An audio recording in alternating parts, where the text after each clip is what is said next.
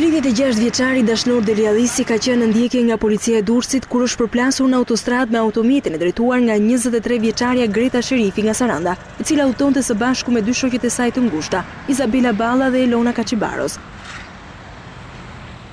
Sipas policisë, 36 vjeçari babai dy fëmijëve që udhtonte i vetëm me një automjet tip Benz, është futur kundra vajtje që tek mbikalimi i urës së Dajlanit në Durrës, duke udhëtuar drejt Tiranës për të paktën 14 kilometra, me shpejtësi mbi 150 km/h. Policia pohon se Deliallisit, ende pa bërë aksidentin, i është bërë shenjë për të ndaluar nga patrulla në afërsi të një karburanti në autostradë, por në këtë çaste, 36 vjeçari ka shtuar shpejtësinë duke vijuar lëvizje në sens të kundërt në autostradë. Ndonë se efektivët janë vënë menjëherë në ndjekje të mjetit. Ai është shkëputur duke përfituar në kohë pasi lëvizte në sens të kundërt, ndërsa pak minuta më vonë është konstatuar se makina është përfshirë në aksident me mjetin tjetër tip Benz ku udhtonin 3 shoqet e ngushta që kishin destinacion Sarandën. Të katërt humbën jetën në vendngjarje, ndërsa është dashur ndërhyrja e zjarrfiksëve për të nxjerrë trupat nga automjetet.